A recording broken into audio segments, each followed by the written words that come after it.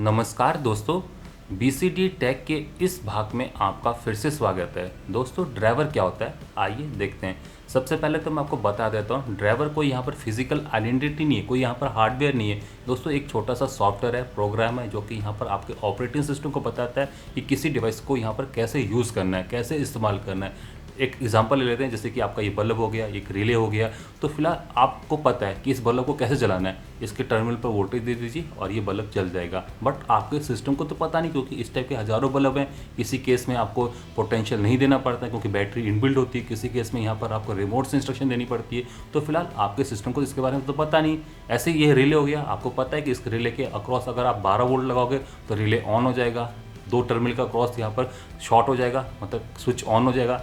2 terminal आपके यहाँ पर डिस्कनेक्ट हो जाएंगे। तो फिलहाल आपको पता है, क्योंकि आपने इसका मैनुअल पढ़ा हुआ है, इसका भी मैनुअल पढ़ा हुआ है। बट आपके सिस्टम को तो मैनुअल पढ़ना नहीं आता है, इंस्ट्रक्शन पढ़नी नहीं आती। तो वो क्या पढ़ता है, वो पढ़ता है एक सॉफ्टवेयर पार्ट। तो यहाँ पर दोस्तों, जो मैन्युफैक्चर होते हैं इन डिवाइसेस का, वो एक छोटा सा एल्गोरिथम या सॉफ्टवेयर लिख के दे देते हैं। उसको आप अपने सिस्टम पर इंस्टॉल करते हो और उसके बाद आपका ऑपरेटिंग सिस्टम को पता चलता है कि इस डिवाइसेस को यहाँ पर कैसे इस्तेमाल करना है। तो फिलहाल यहाँ पर ड्राइवर क्या होता है, एक छोटा सा सॉफ्टवेयर होता है जो कि यहाँ पर बताता है आपके ऑपरेटिंग सिस्टम को कि इस डिवाइस को कैसे यहाँ पर कॉन्फ़िगर करना है, कैसे यूज़ करना है और इससे कैसे यहाँ पर ऑपरेशन लेना है। तो यहाँ पर दोस्तों, जो ड्राइवर होता है वो कर्नल लेवल की प्रोग्रामिंग के ऊपर लिखा जाता है। मतलब कि यहाँ पर मैं आपको पहले बता चुका हूँ, ऑपरेटिंग सिस्टम 2 पार्ट से डिज़ाइन किया जाता है। एक होता है आपका यूजर स्पेस, जिसमें आप यहाँ पर प्रोग्राम लिख रहे हो, अपनी जो एप्लीकेशन है उसको इंस्टॉल कर रहे हो, इंस्ट्रक्शन दे रहे हो। दूसरा होता है यहाँ पर जो आपसे हिडन होती है, वो होती है कर्नल स्पेस। दोस्तों, कर्नल स्पेस ही वही चीज़ है जो कि यहाँ पर आपके हार्डवेयर से इंटरेक्ट करती है, उसको कंट्रोल करती है, उसको इंस्ट्रक्शन देती है,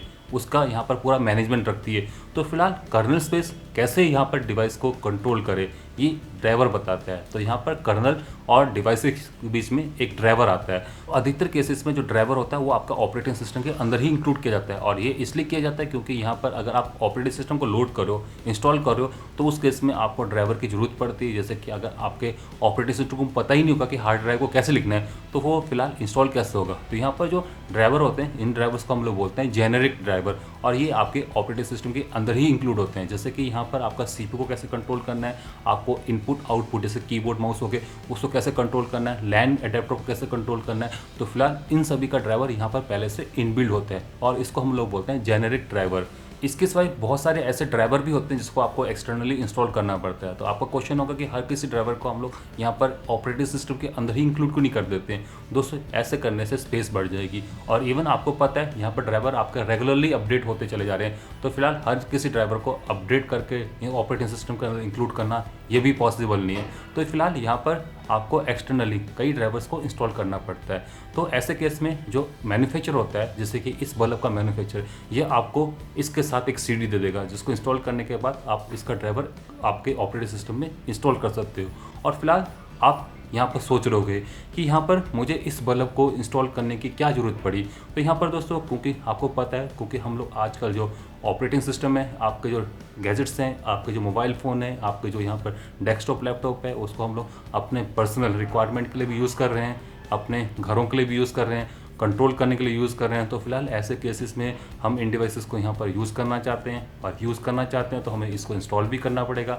इंस्टॉल करना पड़ेगा तो हमें उसका ड्राइवर भी डालना पड़ेगा और ड्राइवर को रेगुलरली अपडेट भी करना पड़ेगा। हाँ दोस्तों, अपग्रेड करना यहाँ पर इंपॉर्टेंट होता है। तो दोस्तों, यहाँ पर जब आप ड्राइवर इंस्टॉल करते हो तो आपके सिस्टम को कैसे पता चलता है जो आप यहाँ पर ड्राइवर इंस्टॉल कर रहे हो उस पर्टिकुलर हार्डवेयर के लिए, क्योंकि यहाँ पर मल्टीपल आप हार्डवेयर एक साथ कनेक्ट किए हुए बैठे हो।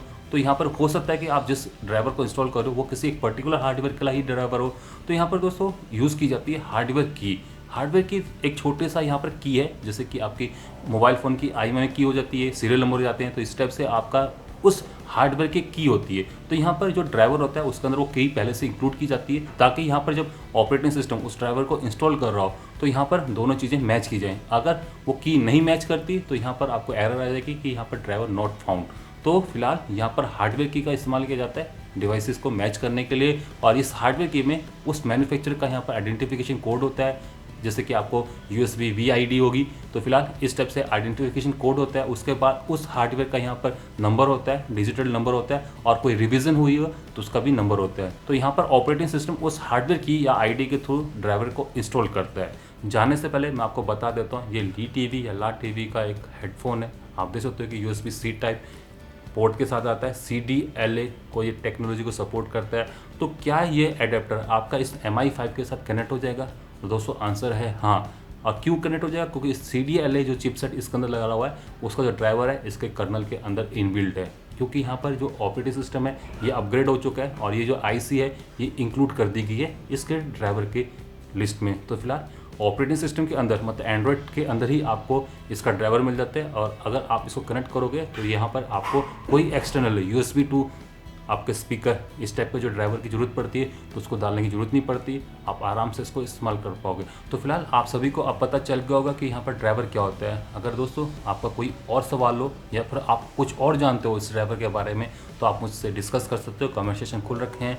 तो फिलहाल इसी के साथ मैं आपसे विदा चाहता हूँ। नमस्कार, जय हिंद, जय भारत, वंदे मातरम।